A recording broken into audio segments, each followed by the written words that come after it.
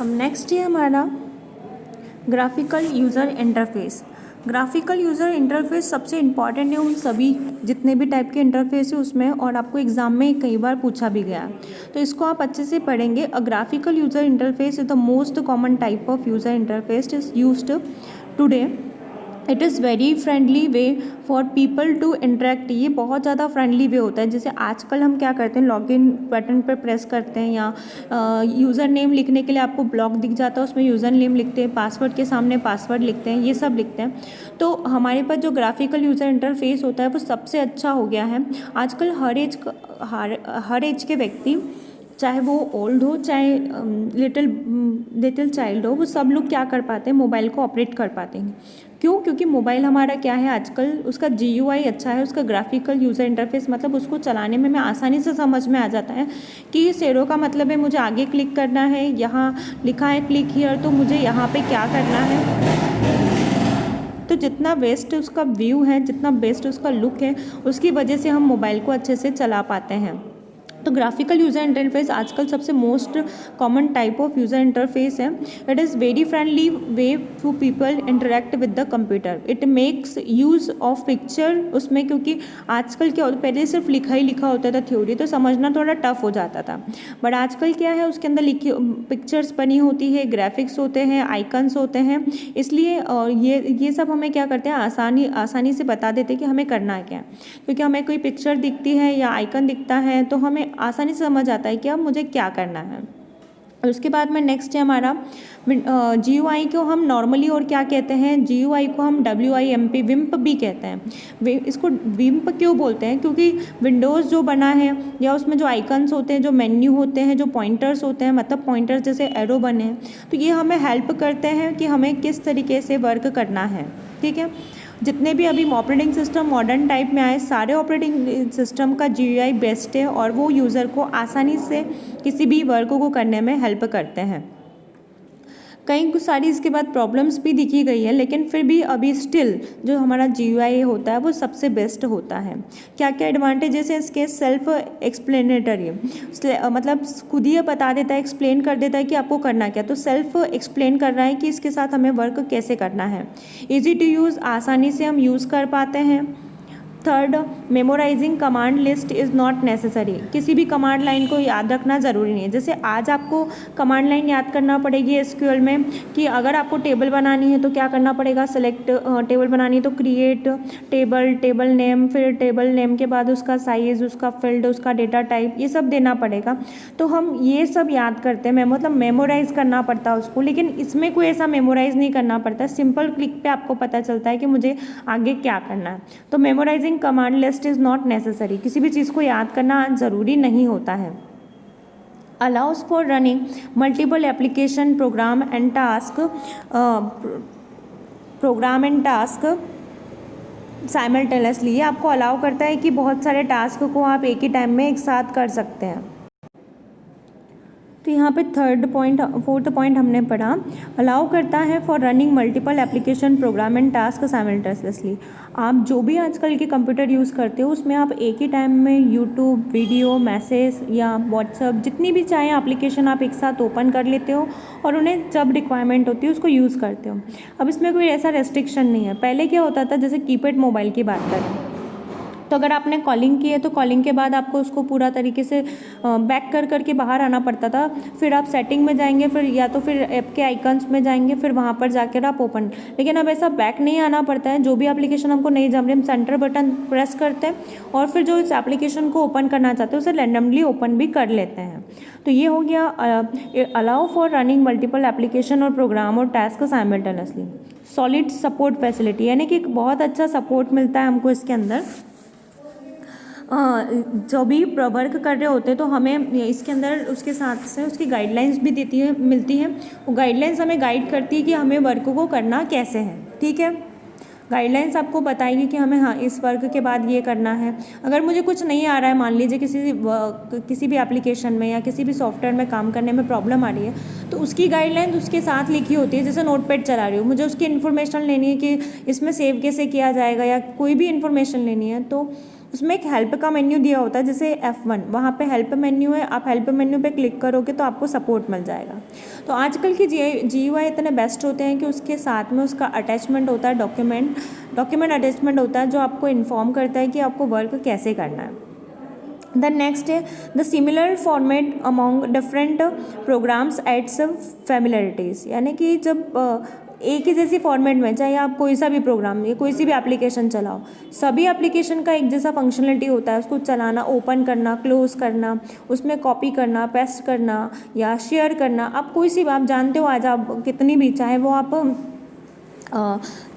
आप डायरेक्टली अपनी गैलरी से किसी भी फ़ोटो को शेयर करें या व्हाट्सएप से शेयर करें या तो अपने फाइल मैनेजर से शेयर करें, किसी भी एंड से आप शेयर करने जाओगे तो आपको सेम फीचर्स मिलेंगे। जब क्लिक करने पर ऐसा बना आ जाता है एरो, वो बता देता है कि इसको आपको शेयर करना है। जैसे यहाँ पर ये एरो दिख रहा है, यहाँ पर आप नीचे देखेंगे तो लिखा हुआ है सेंड, और यहाँ पे एरो बना, तो आपको पता है कि हाँ मुझे यहाँ से सेंड करना है। अगर एडिट करना है तो यहाँ लिखा हुआ है, डिलीट का यहाँ पर बना हुआ है। तो सेम फॉर्मेट होती है ना हर जगह, तो किसी भी प्रोग्राम को चलाना, किसी भी फंक्शन को चलाना हमारे लिए टफ टास्क नहीं होता है, सेम फंक्शनलिटी सेम फीचर्स के साथ, ठीक है। तो similar format among different program at familiarity, my Swing back max to for easy design and formatting. और जो मैंने बताया आपको कि स्विंग जो है, एप्लेट्स बताई थी मैंने आपको प्रैक्टिकल में, कि जो एप्लेट्स और स्विंग्स है वो हमको बताती है, एप्लेट्स और स्विंग बताती है कि उसी में हमारे पास सारे बटन, सारी टेबल्स, ये सब होता है। तो इससे हमें और डिज़ाइनिंग में हेल्प मिलती है। नेक्स्ट है हर चीज़ के एडवांटेज के साथ डिसएडवांटेजेस भी होते हैं। तो यहाँ पे कुछ डिसएडवांटेजेस लिखे हैं। Use large number of memory, although this is the less of concern as computer generated more powerful. जो भी ये बोलना चाह रहे हैं, ये बोलना चाह रहा है इस पॉइंट कि वैसे तो हमारी मेमोरियाँ बहुत बड़ी होती है और उस किसी भी GUI प्रोग्राम को चलाने के लिए हमें लार्ज अमाउंट ऑफ मेमोरी का, जैसे पहले वाले मोबाइल 2 GB में भी बहुत दिनों तक चलते थे, 4 GB में भी काफ़ी चलते थे। लेकिन आज के जो अगर सिस्टम्स की बात करेंगे तो आप उसका 16 GB 32 GB में हमारे लिए क्या होता है, कम पड़ जाता है। ड्यू टू वन थिंग, क्योंकि इतने सारे एप्लीकेशन आ गए, इतने सारे फंक्शंस आ गए, इसको डाउनलोड करना, इसको चलाने के लिए आपको ज़्यादा स्पेस की रिक्वायरमेंट होती है। तो जितना ज़्यादा हम GUI में जाते जा रहे हैं उतनी ज़्यादा मेमोरी का यूज़ होने लगा है। और मेमोरीज आप जानते हो कि इसमें सेमीकंडक्टर डिवाइसेज जैसे सिलिका, ये सब का यूज़ होता है। तो ज़्यादा मेमोरी का यूज़ हो रहा है, मतलब ज़्यादा खनिज पदार्थों का यूज़ हो रहा है, तो ये भी ठीक नहीं है। GUI takes up a much large amount of hard disk space than other interfaces. सारे इंटरफेस के कंपैरिजन में जो हमारा ग्राफिकल यूज़र इंटरफेस है उसमें बहुत लार्ज अमाउंट में हमारी मेमोरी लगती है, ठीक है। उसके बाद में they need a significantly more memory ज़्यादा लगती है इसको रखने में, क्योंकि इसका जितना, देखो आप समझते हो कि ज़्यादा HD जो मूवीज़ आती हैं उसका साइज़ बहुत बड़ा होता है, जो दूसरी मूवीज़ आती है उसका साइज़ कम होता है। तो HD मूवीज़ की बात करेंगे या तो उसका रिजोल्यूशन अच्छा होता है, उसका ग्राफिक्स अच्छा होता है, तो उसके ग्राफिक्स की वजह से हमें स्पेस भी क्या लगती है, ज़्यादा लगती है। पर हम वहीं दूसरी एप्लीकेशंस की बात करेंगे जिसका ग्राफिक्स थोड़ा सा वीक होता है, थोड़ा सा मतलब लुक में अपील होता है, वो ग्राफिक्स में क्या होता है, कम स्पेस की रिक्वायरमेंट होती है। Touch screen graphics user interface next हमारा पॉइंट है। और नेक्स्ट इंटरफेस की बात करें, touch screen graphics user interface. The touch screen GUI is very similar to the regular GUI। Touch screen भी हमारे नॉर्मल, देखो पहले यही सारा काम, यही सारा ग्राफिक्स बटन से होता था, अब यही सारा ग्राफिक्स, यही सारा बटन हमारी फिंगर्स के टच से हो जाता है। तो हम इसे क्या नाम देंगे, टच स्क्रीन GUI। पहले भी लॉगिन हमें सामने दिखता था। कीपैड मोबाइल में भी आप, अगर आपने किसी ने कीपैड चलाया होगा तो आपको पता होगा कि वहाँ पे भी सेम ग्राफिक्स के बटन दिखते थे। अगर आगे जाना है, देखो मैं बताती हूँ कैसे, आगे जाने के लिए ऐसा एरो बना है, पीछे जाने के लिए ऐसा एरो बना है, पॉज करना है तो ये एरो बना है, प्ले करना है तो ये एरो बना है, ठीक है। और इस तरीके के छोटे छोटे सिंबल पहले भी आते थे। फिर ये लॉगिन करना है तो ये बना है लॉगिन। अब इस पर क्लिक करना है तो ओके बटन को प्रेस करो, जो बटन होता था उस पर भी ओके लिखा होता था। बैक जाना है तो बटन के ऊपर एरो बना होता था कि बैक जाना है। कॉल करने के लिए आपको कॉल पर एक ऐसा ग्रीन कलर का बना होता था कि कॉल करना है। अब ये जो है ये कॉल रखने वाला था, कट करने वाला था। एक ऐसा होता है जैसे कि कॉल अटेंड करने वाला था। तो बहुत सारे सिम्बॉल्स, बहुत सारे ये क्या हमारे ग्राफिकल यूज़र इंटरफेस के टाइप है। ग्राफिकल यूज़र इंटरफेस में ये सारा काम पहले कीपैड से होता था, लेकिन अब यही सारा वर्क जो है हमारा, ये सारा वर्क किससे होने लगा है, टच से होने लगा है। तो हम इसको थोड़ा सा और समझ लेते हैं। The touch screen GUI is very similar to the regular GUI except that all use your fingers. इसमें आपकी फिंगर्स की रिक्वायरमेंट होती है, बाकी सारी फैसिलिटीज़ जो है वो पहले वाले GUI जैसी होती है। Designing of front end. अब इसके बाद नेक्स्ट है हमारे पास कि हम फ्रंट एंड को कैसे डिज़ाइन करेंगे। मैंने आपको बताया कि फ्रंट एंड को डिज़ाइनिंग करने के लिए आपको कुछ कुछ पॉइंट्स माइंड में रखना है। The front end is the face of any application. जो जैसे हम अपना मेकअप करते हैं ना, क्योंकि सामने वाले को क्या दिखने वाला, आपका फेस दिखने वाला है, तो हम क्या करते हैं, सेल्फ का मेकअप करते हैं। तो ये जो फेस है ना, जो सबको यूज़र को दिखने वाला है, इसको हम क्या बोलते हैं, फ्रंट एंड बोलते हैं। तो फ्रंट एंड वो लुक है किसी भी एप्लीकेशन का। जैसे कि एक एप्लीकेशन व्हाट्सअप की बात कर रहे हैं, तो व्हाट्सअप का फ्रंट एंड जितना अच्छा होगा यूज़र को उतनी आसानी से वो एप्लीकेशन समझ में आएगी।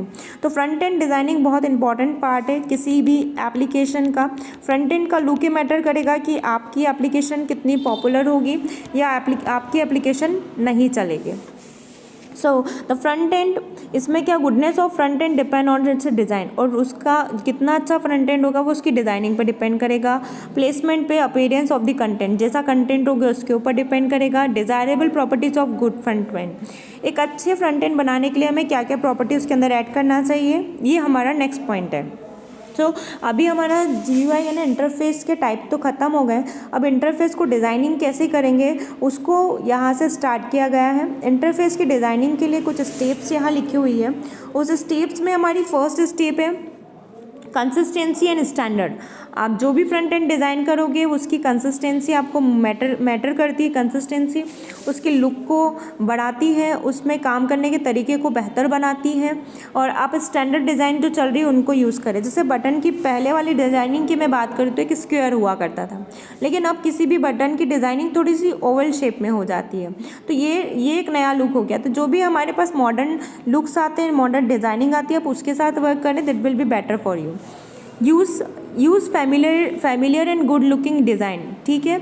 एरर प्रिवेंशन एंड रिकवरी, आप कोशिश करें कि कोई भी गलती ना हो आपकी डिज़ाइनिंग में। अगर कोई गलती हो जाती तो उसकी रिकवरी लेकर रखें। Flexible and efficient of user, flexibility and efficiency of user को कभी प्रॉब्लम ना हो। जैसे कि यहाँ पर बैक का बटन बैक नहीं बना है, आपने आगे जाने के लिए तो क्लिक करो, क्लिक क्लियर दे दिया, वो आगे चले गया। अब उसको बैक में आना है, पीछे आना है, पीछे प्रीवियस पेज पे, तो आपने ये एरो ही नहीं दिया। तो यूज़र के लिए फ्लेक्सिबल नहीं होगा। फ्लेक्सिबल वो किसको मांगता है, जिसमें कि वो कहीं भी आगे भी जा सके, पीछे भी जा सके और उसी पेज को भी सेव कर सके। तो आपको ट्राई करना है कि आपका GUI कैसा हो, फ्लेक्सिबल हो। हेल्प, सपोर्ट एंड डॉक्यूमेंटेशन, मैंने बोला था कि अच्छे सॉफ्टवेयर की क्वालिटी होती है कि उसके साथ उसका डॉक्यूमेंट हो, उसका हेल्प का सपोर्ट सिस्टम हो। जैसे कि मैंने बोला नोटपैड की बात कर रही हूँ। नोटपैड के अंदर अगर आपको समझ नहीं आ रहा है कि मुझे फ़ाइल कैसे सेव करना है, तो नोटपैड ने अपना डॉक्यूमेंटेशन अपने साथ में दे रखा है, जिससे ये पता चलता है कि उसको चलाना कैसे। आप नोटपैड में कभी F1 प्रेस करना, F1 पे आपको पूरा हेल्प मेन्यू सामने आके मिल जाएगा, जिसमें एक एक पॉइंट दिया हुआ है कि इसको प्रिंट कैसे करना है, सेव कैसे करना है, इसको बाकी सारी फंक्शनलिटीज़ में कैसे करनी है। तो आपके GUI का बेस्ट पॉइंट होगा कि आप उसके अंदर हेल्प और सपोर्ट सिस्टम ऐड करें, ठीक है। समझ में आया। हमें स्टैंडर्ड डेटा लेना है, स्टैंडर्ड यानी जो अपडेटेड है और जो बेस्ट है। डिज़ाइनिंग भी उसकी बेस्ट लेनी है। कोशिश करना है कि कोई एरर ना हो, अगर गलती से एरर हो जाती है तो उसकी रिकवरी कर पाएँ हम। फ्लेक्सिबल हो, यूज़र कैसे भी चला सकें। हेल्प और सपोर्ट डॉक्यूमेंटेशन भी रेडी रखना है। तो ये सारे हमारे फ्रंट एंड डिज़ाइनिंग के गाइडलाइंस हैं, ये रूल्स हैं, ये भी आपको याद कर लेना है। नेक्स्ट है कंटेंट ऑफ फ्रंट एंड। आपके फ्रंट एंड में क्या क्या कंटेंट होगा, क्या क्या लिखना चाहिए, उसके बारे में भी आपको यहाँ गाइडलाइंस दी गई है। आप जब भी अपना फ्रंट एंड डिज़ाइन करते हैं सॉफ्टवेयर में, तो आपके फ्रंट एंड का कंटेंट कैसा होना चाहिए। The front end interface of various graphics control. आपका पहला जो सामने दिख रहा है ना पेज, उसके अंदर बहुत सारे ग्राफिक्स टूल होना चाहिए। जैसे मैं एक छोटा सा पेज यहाँ बनाती हूँ, यहाँ मैंने बना दिया एक प्रिंटर का लोगो। अगर कोई व्यक्ति प्रिंट करना चाहते तो वो इस पर क्लिक करेगा, वो प्रिंट हो जाएगा। अगर बैक जाना है तो यहाँ से चला जाएगा, आगे जाना है तो यहाँ चला जाएगा। अगर उसे सेव करना है फाइल में को, तो वो सेव करने के लिए इस लोगो पे क्लिक करेगा, सेव हो जाएगा। अगर कट करना है तो वो इस लोगो पे क्लिक करेगा, फाइल कट हो जाएगी। अगर फाइल को कॉपी करना है तो वो कॉपी वाले इस सिंबल पे क्लिक करेगा तो उसका पेज कॉपी हो जाएगा।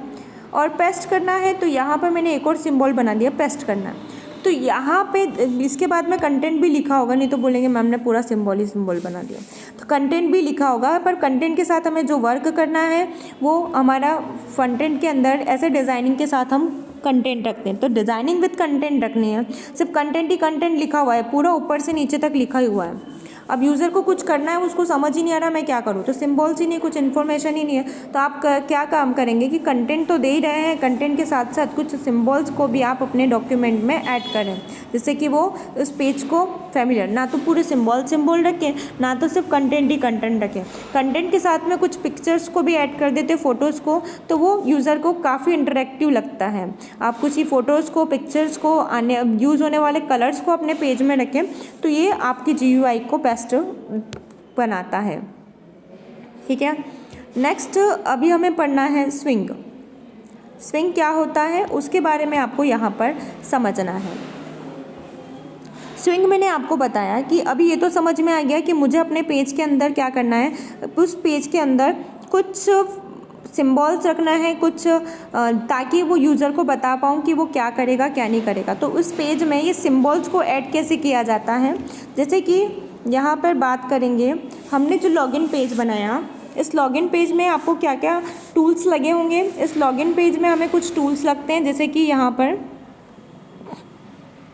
यूज़र नेम लिखवाने के लिए ब्लॉक चाहिए, यूज़र से पासवर्ड एंटर करवाने के लिए ब्लॉक चाहिए, यहाँ पर बटन, लॉगिन का बटन चाहिए। ये पूरी की पूरी विंडो को एक फ्रेम में रखा जाएगा, तो एक फ्रेम की रिक्वायरमेंट है। अगर मैं यहाँ पे कुछ सिलेक्शन के ऑप्शन रखती हूँ, सेव और नॉट सेव, तो यहाँ पर बटन्स भी चाहिए, इसको मैं बोलूँगी रेडियो बटन। अगर कुछ ऐसे सिलेक्शन रखे हैं जहाँ पर कि ऑप्शन स्क्वायर में है, चेक बॉक्स जिसको बोलते हैं आप, चेक बॉक्स, तो ये सब आपके पेज में ऐड करने के लिए आपको ये सब लेना पड़ेगा। अब ये सब कहाँ से लेते हैं हम लोग, ये सब जब हमें सॉफ्टवेयर में लगाना है तो लेंगे भी हम सॉफ्टवेयर से, और उस सॉफ्टवेयर के पोर्शन को कहा जाता है स्विंग। समझ में आया स्विंग क्या है? स्विंग सॉफ्टवेयर का वो पोर्शन है जिससे कि हम छोटे छोटे टूल्स, जैसे कि इनपुट बटन, जैसे कि पासवर्ड फील्ड, टेक्स्ट फील्ड, और फ्रेम की बात करें, और इसके बाद रेडियो बटन की बात करें, ये सब चीज़ें आपको कहाँ मिल जाएगी, स्विंग में मिल जाएगी। तो स्विंग जो है वो GUI को, मतलब ग्राफिक्स को डिज़ाइन करने के लिए एक कंटेनर होता है, एक लाइब्रेरी होती है जिसमें कि सारे के सारे टूल्स प्रेजेंट होते हैं। ठीक है, सारे के सारे टूल्स, सारे की सारी इन्फॉर्मेशन कहाँ होती है, वो स्विंग में प्रेजेंट होती है। अब जिस भी यूज़र को उस टूल्स की रिक्वायरमेंट होती है, वो टूल वहाँ से ड्रैग करके, मतलब ड्रैग एंड ड्रॉप करता है, यहाँ से उठा के, आप डिज़ाइनिंग की होगी ना नोट पे अपने पेंटिंग में, तो आप पेंटिंग में छोटे छोटे ड्रॉ कैसे करते हो, वैसे ही आपको यहाँ पर भी छोटे छोटे ड्रॉ करने हैं, और उन छोटे छोटे ड्रॉ से हम अपना पेज डिज़ाइन करते हैं। तो स्विंग समझ में आ गया क्या है? स्विंग एक लाइब्रेरी है, उस लाइब्रेरी के अंदर आपको सारे के सारे GUI के पार्ट्स मिल जाते हैं जिनका यूज़ करके आप अपने पेज को डिज़ाइन करते हैं। ठीक है, एब्स्ट्रैक्ट विंडो टूल किट, एक टूल किट होता है, किट होता है जिसका आप यूज़ करते हैं। ठीक है, स्विंग कंटेनर किसको बोलते हैं? स्विंग का वो पार्ट जहाँ पर कि ये सारी की सारी चीज़ें होती है उसे हम स्विंग कंटेनर कहते हैं। अब स्विंग कंटेनर से किसी भी बटन को या किसी भी फ्रेम को या किसी भी रेडियो बटन को किस तरह से लाया जाता है, इसकी कुछ स्टेप्स यहाँ पे दी हुई है। जैसे कि हमें एक विंडो बनानी है तो आपको क्या करना पड़ेगा, न्यू पे जाके अदर्स में जाके जाना पड़ेगा। वही मैंने जैसे बताया कि आप स्विंग पे जाएं और स्विंग पे जाने के बाद उसको ड्रैग एंड ड्रॉप करें। ठीक है, ड्रैग एंड ड्रॉप यानी कि जैसे आप नोट पे पेंटिंग में करते हैं ना, वैसे ही आपको पेंटिंग जैसा वर्क यहाँ पर करना होगा, जिससे कि ये आपकी विंडो पे आ जाएगा, जो भी आपका पेज है उसमें ऐड हो जाएगा। ठीक है, अब बेसिकली यहाँ पर कौन कौन से स्विंग कंपोनेंट्स है उसकी डिटेल दी है। स्विंग में आपको देखना है J label, J button. J का मतलब क्या है यहाँ पे? जावा में जो बटन होते हैं, जावा में जो लेबल्स होते हैं, जावा में जो कलर चूज़ आपने देखा ना, जब आप पेंटिंग चलाते हो तो वहाँ पे एक कलर की विंडो होती है। इसमें बहुत सारे कलर होते हैं, ऐसे बॉक्स बना होता है और इसमें अलग अलग कलर होते हैं आपके पास। आप जिस भी कलर को उस डायग्राम में फिल करना चाहते हो उस कलर पे एक छोटा सा बकेट लेके, मतलब अपनी जो कलर की बकेट होती है, कलर की बकेट लेकर उस पर क्लिक करते हो तो वो कलर आपके पास आ जाता है। तो हम उसे क्या बोलेंगे, कलर चूजन। क्योंकि जावा के हैं इसलिए इसको जावा जे नाम लिखा हुआ है आगे। तो हमारे स्विंग में Java label, Java button, Java colour chooser, Java check box, Java का radio button, list, combo box, text field, Java password field जिसमें आप पासवर्ड लिखते हो वो पासवर्ड फील्ड है। एरिया, जहाँ से कि हमें कुछ नोट लिखना है, एप्लीकेशन लिखनी है तो उसके लिए हमें टेक्स्ट एरिया की ज़रूरत होगी।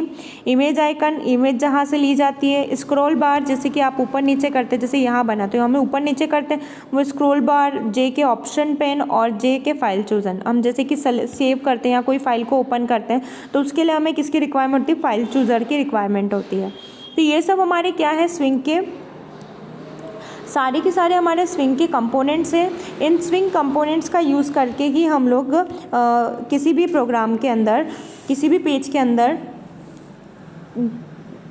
कंपोनेंट्स को ऐड कर पाते हैं। कंपोनेंट्स को ऐड करने के लिए आपको स्विंग का यूज़ करना पड़ता है। जैसे मैंने स्विंग से कुछ चीज़ें ली, मान लीजिए